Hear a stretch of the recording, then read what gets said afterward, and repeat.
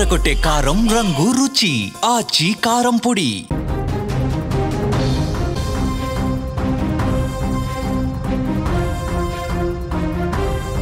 దేశ రాజధాని ఢిల్లీలోని ఎర్రకోట వద్ద భారీ పేలుడు సంభవించిన విషయం తెలిసిందే. 13 మంది చనిపోయారు. ఉగ్రదాడిగా ప్రకటించిన అధికారులు దర్యాప్తు కూడా చేస్తూ ఉన్నారు. పేలుడు సంభవించిన స్థలంలో 3 బుల్లెట్లను ఫోరెన్సిక్ బృందాలు గుర్తించాయి. ఆర్మీ జవాన్లు ఉపయోగించే 9 mm కార్ట్రిడ్జ్లను ఎర్రకోటకు సమీపంలో స్వాధీనం చేసుకున్నాయి. మీరు స్క్రీన్ మీద ఆ బుల్లెట్ పడిపోయినటువంటి దృశ్యం కూడా చూడొచ్చు. అంటే ఆ ప్రదేశంలో ఎలాంటి పిస్టళ్ళు లభ్యం కాలేదని పోలీసులు చెప్తా ఉన్నారు. పేలుడు ఘటన తర్వాత నుంచి ఆ ప్రదేశంలో దర్యాప్తు చేస్తున్నటువంటి భద్రతా సిబ్బందికి జారీ చేసినటువంటి బుల్లెట్లను కూడా తనిఖీ చేశారు. దొరికిన బుల్లెట్లు వారికి సంబంధించినవి కావని ధృవీకరించుకున్నారు కూడా. మరి స్పాట్లో దొరికిన బుల్లెట్స్ ఎవరివి? ఆ సమయంలో ఆ బుల్లెట్లు అక్కడ ఎందుకు పడ్డాయి?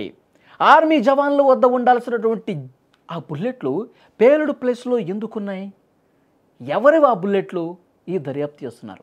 ఇలాంటి 9 mm కార్ట్రిడ్జ్లు కేవలం ఆర్మీ జవాన్ల దగ్గరే ఉంటాయని నిర్ధారించారు.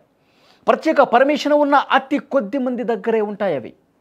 సాధారణ పౌరులు ఇలాంటి వాటిని వాడటానికి అనుమతి ఇవ్వరు అధికారులు. అలాంటిది ఢిల్లీ పేలుడు జరిగిన ప్రాంతంలో ఆర్మీ వాడే బుల్లెట్లు లభ్యం కావటం ఇప్పుడు కొత్త అనుమానాలకు తావిస్తోంది. ఈ ప్రదేశానికి ఆ బుల్లెట్లు ఎలా వచ్చాయి అన్న విషయంపై దర్యాప్తు చేస్తూ ఉన్నారు. స్థానికంగా ఉన్న సీసీ ఫుటేజ్ని పరిశీలిస్తూ ఉన్నారు. అసలు దేనికి అవి అక్కడ పడి ఉండటానికి రీజన్ ఏంటి? ఎర్రకోట మెట్రో స్టేషన్కు చేరువగా ఉన్నటువంటి సిగ్నల్ దగ్గర కారు పేలిపోయింది. ఆ సమయంలో కారులో అమోనియం నైట్రేట్ దాదాపు 2 కిలోలు ఉంటుందని ఫోరెన్సిక్ సైన్స్ ల్యాబొరేటరీ అధికారులు కూడా చెప్పారు. ఘటన జరిగిన ప్రాంతంలో ఇప్పటి వరకు దాదాపు 40 శాంపిళ్లను అధికారులు సేకరించారు. వీటిలో బుల్లెట్లు, 2 రకాల పేలుడు పదార్థాలు ఉన్నట్టుగా గుర్తించారు. నిందితుడితో సంబంధం ఉన్న మరికొందరిని కూడా అదుపులోకి తీసుకున్నారు. ఉమర్ నబీ వాడినటువంటి కారులో ఒకడే ఉన్నాడా, ఇంకెవరైనా ఉన్నారా, మధ్యలో ఎవరైనా దిగిపోయారా? ఈ కోణంలో కూడా ప్రశ్నిస్తున్నారు. పేలుడు పదార్థాలు కారులోకి ఎప్పుడు ఎక్కించారు అన్న విషయం మీద కూడా దర్యాప్తు చేస్తూ ఉన్నారు. కానీ ఇంతవరకు కూడా ఆ బుల్లెట్లు అక్కడ ఎందుకున్నాయి? ఆర్మీ జవాన్ల దగ్గర మాత్రమే, అది కూడా చాలా కొద్ది మందికి మాత్రమే పర్మిషన్ ఉండే బుల్లెట్లు అక్కడ ఎందుకు పడి ఉన్నాయి? పేలుడు ప్రదేశంలో అక్కడ ఎందుకున్నాయి అనేది కూడా చాలా సీరియస్గా లోతుగా దర్యాప్తు సీసీ ఫుటేజ్లు కూడా పరిశీలిస్తూ ఉన్నారు. ఎందుకంటే గతంలో ఈ పేలుడు జరగటానికి ముందు ఆర్మీ జవాన్లు ఎవరైనా అటువైపుగా వచ్చారా? ఆ సమయంలో ఏమైనా జారి పడిపోయినటువంటి పరిస్థితి ఉందా? లేకపోతే ఆర్మీ జవాను దగ్గర ఉండాల్సినటువంటి బుల్లెట్లని వీళ్ళేమన్నా తస్కరించారా? వీళ్ళేమన్నా దొంగిలించారా? లేకపోతే ఎవరైనా సరే ఆ బుల్లెట్లు కలిగి ఉన్న వాళ్లతో ఈ కుట్రకి ఏమైనా సంబంధం ఉందా అన్న కోణంలో కూడా పెద్ద ఎత్తున దర్యాప్తు జరుగుతుంది.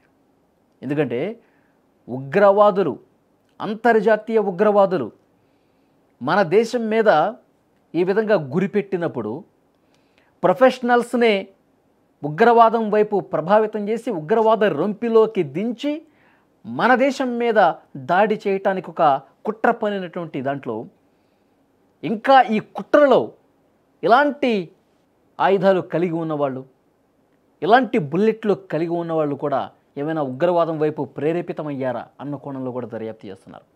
సో ఏది ఏమైనప్పటికీ దర్యాప్తు జరుగుతుంది. కానీ ఈ బుల్లెట్లు అక్కడ ఎందుకు ఉన్నాయనే దానికి సంబంధించి ఇంతవరకు ఎలాంటి ఆధారం లభించలేదు.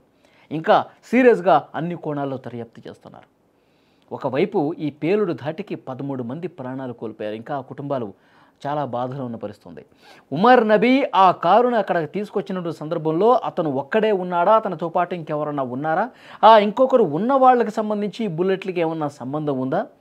అసలు ఈ పేలుడుతో సంబంధం లేకుండా బుల్లెట్లు అక్కడికి వచ్చాయా? లేకపోతే ఏదైనా ఆర్మీ జవానికి ఈ ఉగ్ర కుట్రకి ఏమైనా సంబంధం ఉందా?